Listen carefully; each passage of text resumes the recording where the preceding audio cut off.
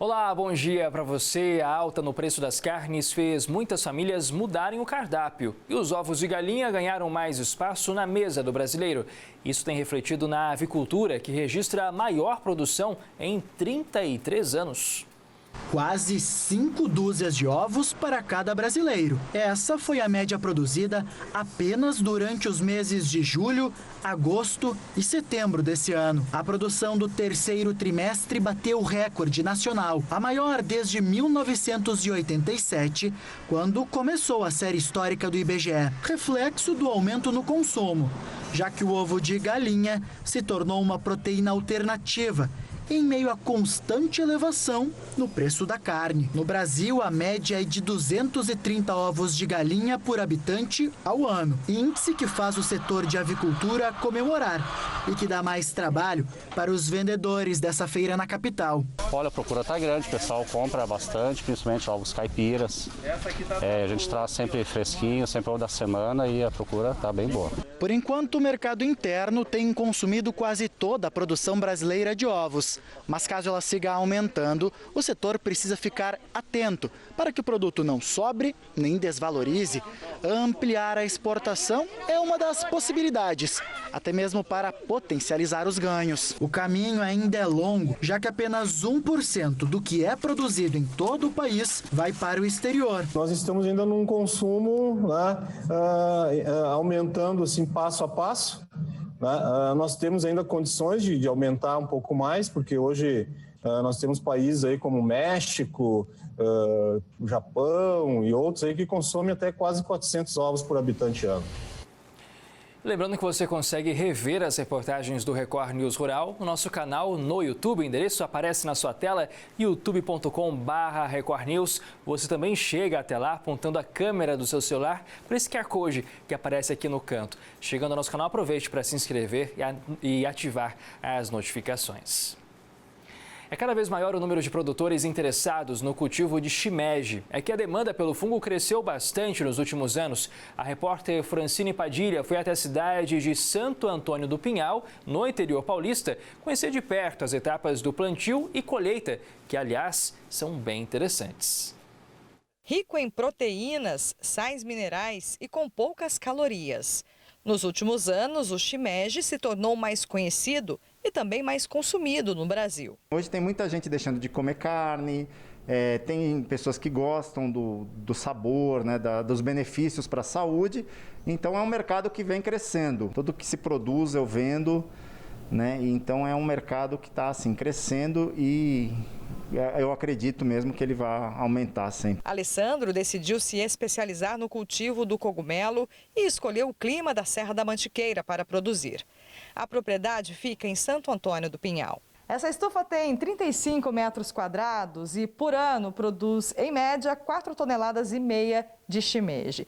Cada pacotinho desse, 1,5 kg de cogumelos. São 500 pacotes que duram, em média, cada um, 2 meses. É o tempo que eles consideram aí interessante e que o pacote fica economicamente viável.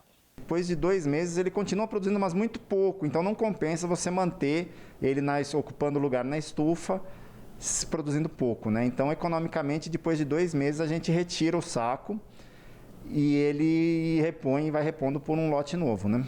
Mas antes dessa etapa é preciso semear. O fungo é misturado no grão de trigo e espalhado nesse composto feito com bagaço de cana e capim. Depois, os sacos seguem para a incubação, onde vão ficar nessa sala climatizada entre 15 e 30 dias. E se você subir muito a temperatura, o micélio, que é o fungo, ele morre. E aí ele não se espalha no composto, você não tem mais cogumelo. Então eu acredito que é a fase mais crítica. Tanto que na minha incubação eu controlo com climatização para não passar da temperatura ideal. E não perder a produção. Com as condições perfeitas, eles estão prontos para frutificar. Falta pouco para colher. Depois de uma semana que eles estão aqui nessa fase, né, a frutificação, os cogumelos já começam a aparecer. A gente vai mostrar aqui, olha, a primeira etapa, que eles chamam de primórdios. Está vendo essa pontinha mais cinza? Ele bem pequenininho ainda, né? Deve ter um pouco mais de 2 centímetros por aí. E o curioso é que o crescimento é tão acelerado, tão rápido, que em poucas horas ele já atinge esse tamanho. Olha só, muito rápido o crescimento. E no dia seguinte, 24 horas depois, eles já estão nessa altura, prontos para a colheita. Curioso, né, Alessandro? Acho que pouca gente imagina um crescimento tão rápido assim, pequenininho, e no outro dia já está pronto para colher. Ele realmente, o cogumelo shimeji é um cogumelo que cresce muito rápido, né? Ele precisa de certas condições climáticas para isso, e a gente mantém na estufa, fica entre 25 e 30 graus, a gente tem uma umidade de 70% a 80%, e ventilação, ele produz um gás carbônico e esse gás carbônico tem que ser eliminado, né? Então tem que ter uma ventilação para poder sair o gás carbônico e ele frutificar bonito, assim, do jeito que tem que ser. Pois é, aqui a gente vê que as condições estão adequadas para esse crescimento. Agora, se deixar muito tempo também, aí ele já não fica interessante, não tem tanto valor comercial assim? Exatamente. Ele, se você deixar passar o ponto de colheita dele, rapidamente ele já se torna um cogumelo maior, que ele até comercialmente ele perde valor, fica mais barato, e ele também muda o nome. O shimeji é o mesmo cogumelo, ele passa a se chamar hirataki, que é o cogumelo quando cresce demais. Quer dizer, esse aqui, né, que a gente está mostrando agora na imagem, a gente vê que tem um outro formato. Ele já passou do tamanho de colheita e ele já fica assim, né, com as folhas grandes, começa a ficar quebradiço, e dessa forma acaba perdendo o valor comercial. Agora, esse é um cogumelo que tem o mesmo valor nutricional, esse que já passou do ponto, digamos assim, ele tem o mesmo valor nutricional, só perdeu mesmo o valor comercial, é isso? Isso, ele mantém as mesmas propriedades, ele continua sendo um cogumelo propício para consumo, só que ele fica mais esteticamente um pouco mais feio, né, digamos assim, mas mantém as mesmas características. A produção do Alessandro atende principalmente restaurantes e quitandas da região. E mesmo com estabelecimentos fechados durante a pandemia, as vendas se mantiveram. Por estar aqui numa região da Mantiqueira, que é uma região que é turística e muitas pessoas têm casas de veraneio, acabou assim, muita gente veio passar a quarentena aqui na região e assim, consome o cogumelo em casa. Acho que mudou isso, as pessoas que comiam em restaurante passaram a consumir em casa. Então hoje meu público de restaurantes diminuiu, as vendas em quitandas e supermercados aumentaram muito, por dizer que triplicaram. E os clientes finais também que estão procurando bastante para preparar em casa suas refeições. Por enquanto, ele não consegue atender toda a demanda. Por isso, o próximo passo é construir mais estufas e aumentar a produção. E nesse momento, aumentar uns 40% eu conseguiria estar vendendo. Toda a produção. Toda a produção.